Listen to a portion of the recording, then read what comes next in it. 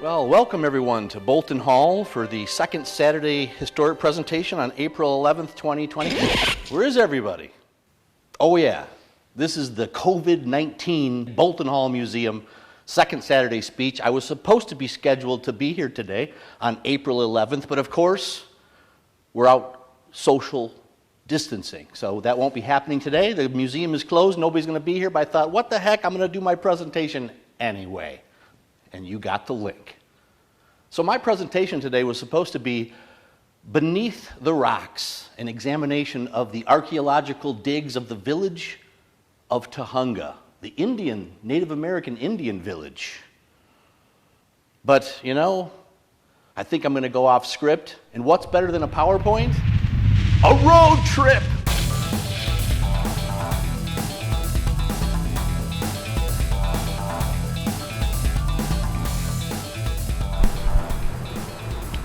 So our road trip begins out here in Lakeview Terrace at the corner of Foothill and Orcas Avenue. And just over here on the southeast corner of the street is a home I believe to be the home of Lloyd McPhee in 1945.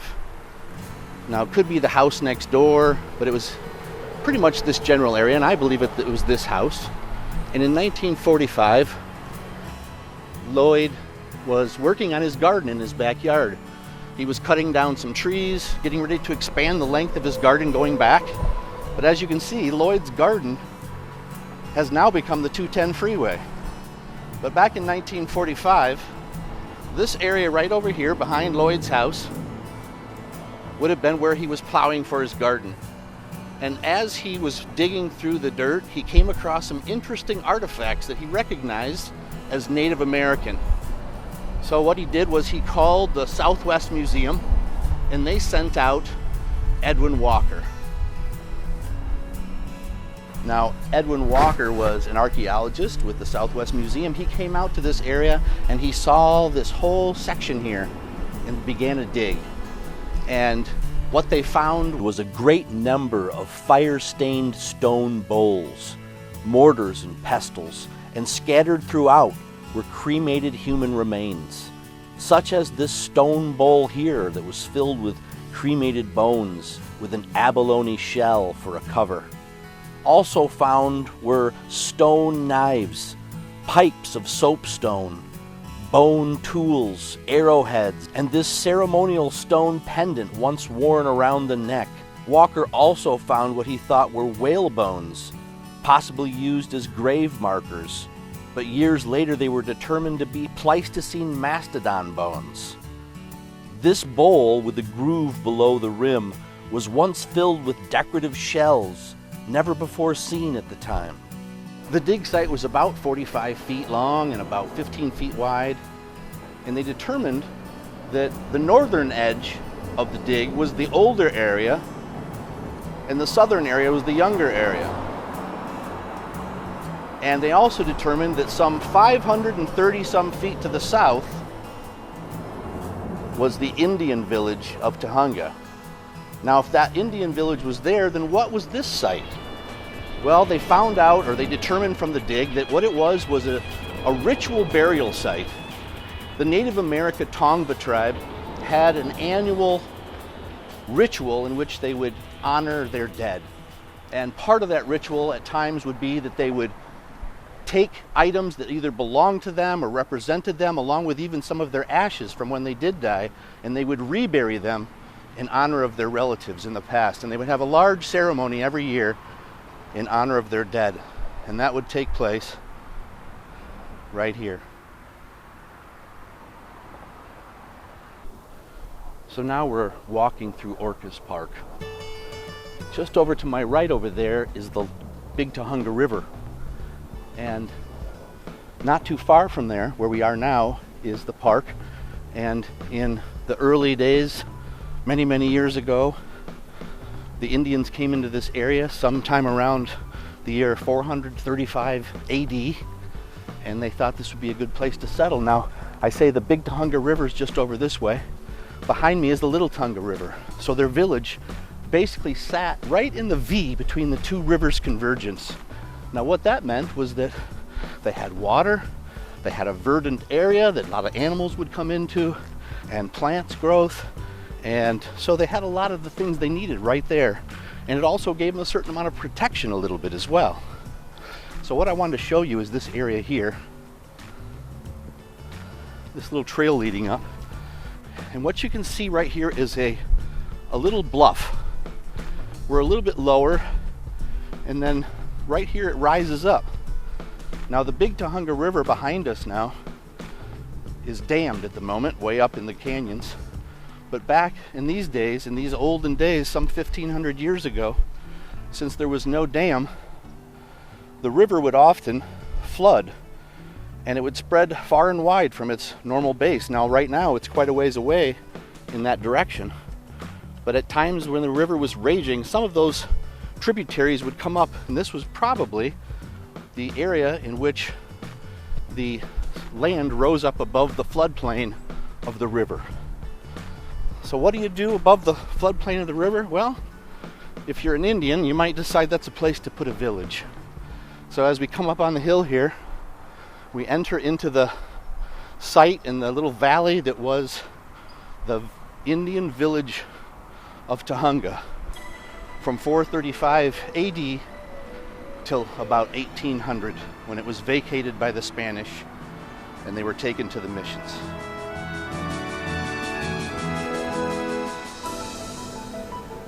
You know, as I sit here right in the center of what was the Indian village, it's difficult not to feel a sense of reverence.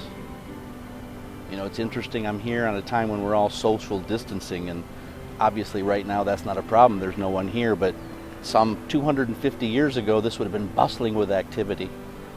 Right over there would have been a group of women with their stone bowls grinding the acorns to create the meal for the day. Over here the children would be playing a game they played with a wooden ball, not much unlike soccer. Over here to this direction there'd be a group of men working on hides, getting ready to tan them from their recent hunt. All these things have been happening right here in this spot behind me. So to continue back to the story of 1945 with Lloyd McPhee, it was some 19 years later that they decided they needed to do more excavations in the area when a sewer line was proposed, not too far from where that tower had. So in 1960s, mid-60s, they began another dig, and it actually was in 3 phases. The first phase was to dig where the sewer was going to be built. They also knew that the 210 freeway was coming through, so they did a lot of digs and pits where the freeway was going to go through because they knew they'd never have a chance again. And then the third phase was that they ended up doing a dig out in the middle of this field where they believed the center of the village used to be. This time, UCLA research archaeologist Nelson Leonard headed up the new dig. Here there were differences from a burial area to an area of habitation. Some 700 artifacts were uncovered here, as well as this base of an ancient Indian living quarters. Leonard was especially proud of this large stone bowl that was unearthed.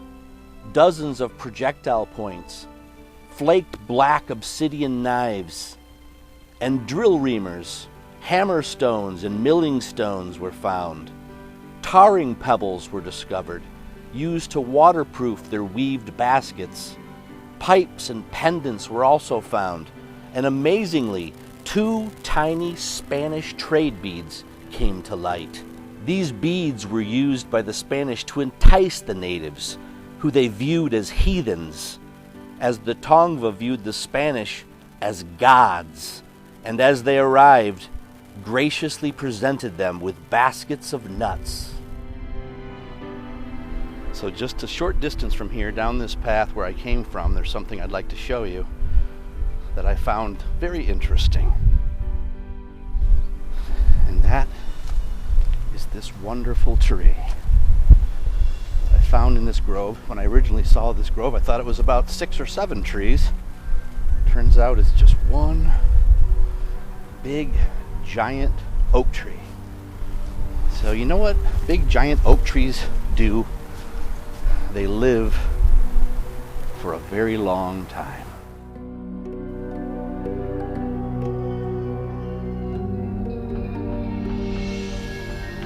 So this is a California live oak. And as a California live oak, that puts it in the category of the red oak. Now, oak trees have a very stable growth rate. So by knowing this, that it's a red oak, I can figure out some things. So I'm going to measure 54 inches. Now we have a little bit of a problem here that we have two branches coming off. So I'm actually going to take it from there. And I'm going to measure right now the circumference at about this height. Come back to where I started. It's 14 feet around this tree. Now all I have to do is take that circumference of 14 feet, plug it into a calculation, and I come up with 220 years old. And guess what? That would take us to 1800. That happens to be the year that the Spanish cleared out the village of Tujunga. It started in 1797. They started taking the natives to the San Fernando mission that they had built nearby to be baptized, and then they would be forced to live there. And within those 3 years, from 1797 to 1800, actually just the beginning of 1801, the last of the Tujunga, the last Indian taken out of the village here was Julian, who was the chief of the village. What? I'm sorry, I shouldn't have done it. I shouldn't have interrupted you again. I shouldn't have done it, but listen, I got something exciting to show your audience. Just give me another minute. I promise I won't do it again. Okay, you won't regret it. Listen, now I'm out here at the corner of Rinaldi and the 5 freeway. And what we have here is a dam. It's a dam that was built in about 1800 to 1810 approximately, and it was built by the Indians who lived in the area that were brought to the San Fernando mission by the Padres. And this dam had the purpose of providing water for the mission. So over this way, about 100 yards, is the San Fernando mission. And between here and the mission was their orchard where they had their fruit trees. So the water would gather behind this dam running off the mountains, and it would create a little pool of water here that they could use to provide water to the mission or into their orchard. And it's amazing, this dam still sits here today after all these years, some 200 and some years later.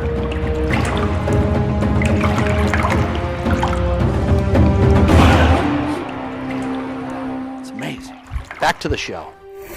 Well, I've wandered out into the wash now, and I've come across this beautiful little waterfall, and at the same time there's really these little white flecks that are falling. It looks like snowfall almost. I don't know if you can see it on camera here.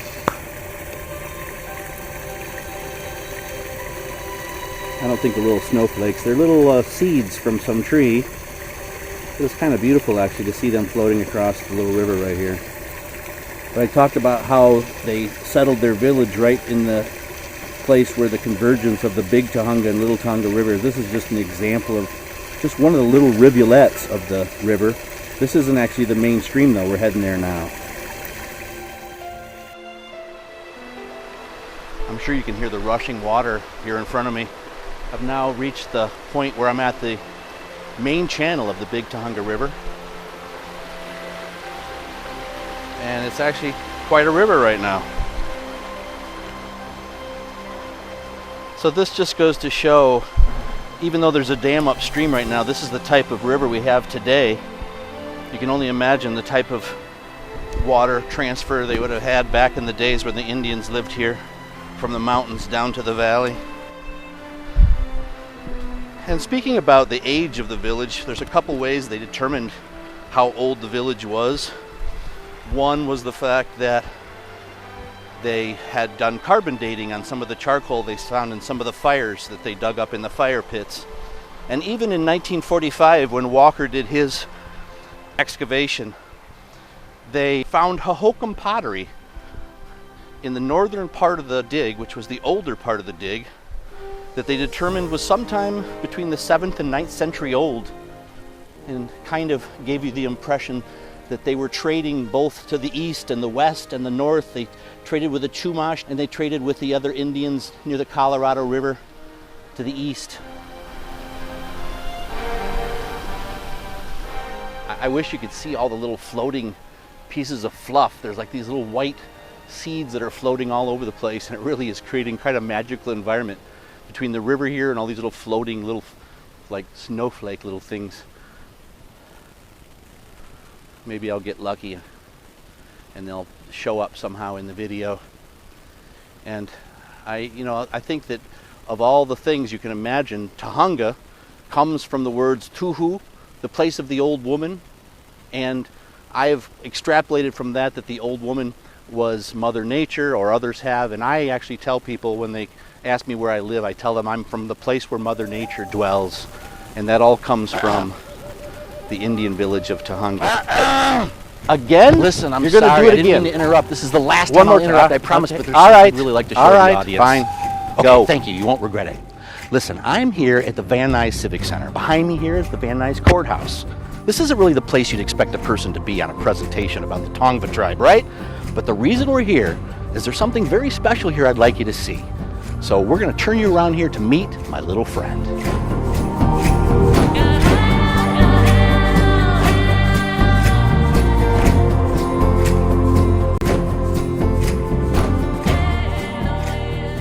Hey, listen, as I'm standing here looking at you, this guy is ripped, right? You saw that? That makes me think of an idea for a movie.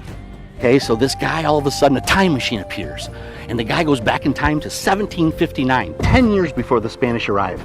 And he goes to all these strapping Indians and he says, listen, the Spanish are coming in 10 years. You got to get ready.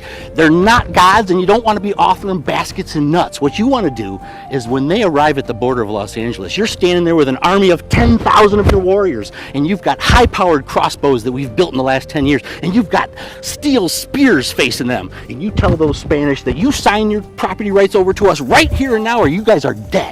So they sign a treaty, and then he goes back into the future. He comes back to the present, and what happens? There's no more Los Angeles. Instead, it's the 51st state, Tongva land. Now, I'd like to see you top that as an ending.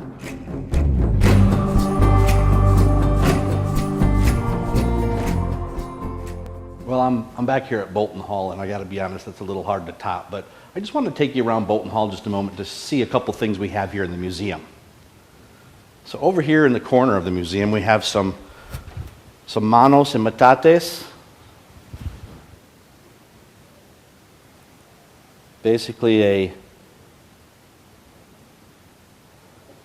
mortar and pestle, basically, for the Native Americans. They would grind their acorns here.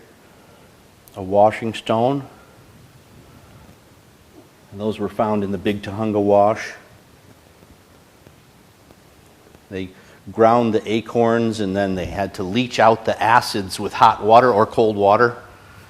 And then once they leached out the acids, they would make a mush out of it that they could use to make like a bread or a porridge, several different things.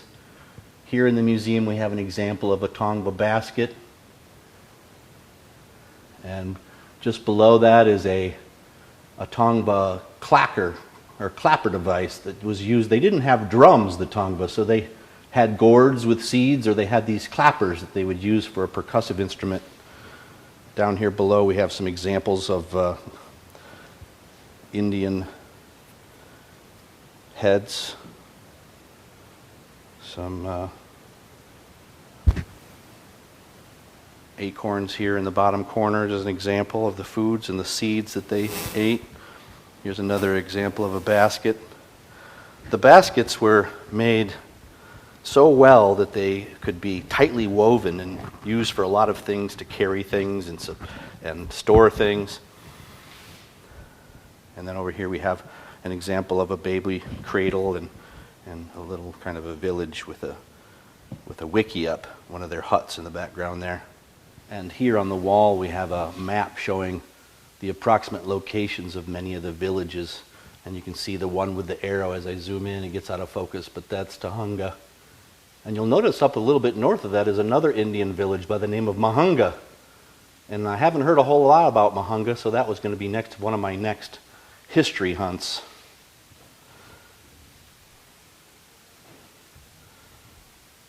So lastly, I just wanted to say that one of the things about the Tongvas was that they spoke a Takic language, which is a division of the Uto-Aztecan language.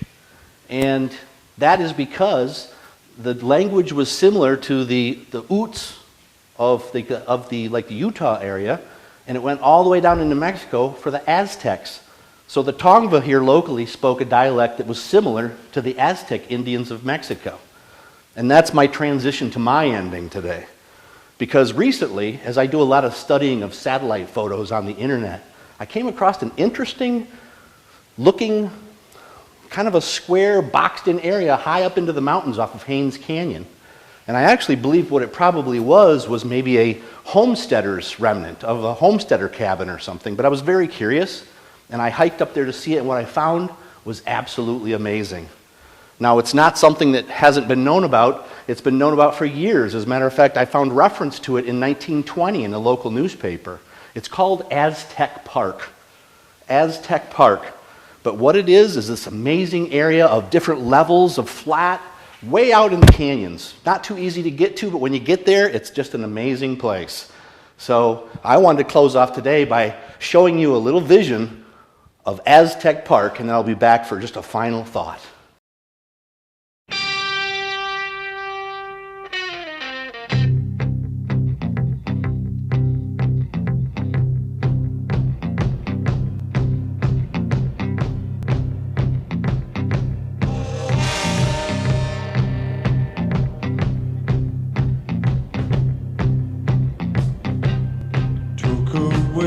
Our way of life, toward their image to our young.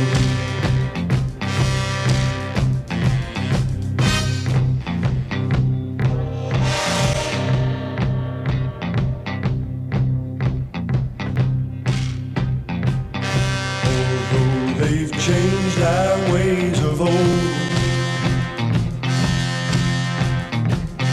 they'll never change our heart and soul.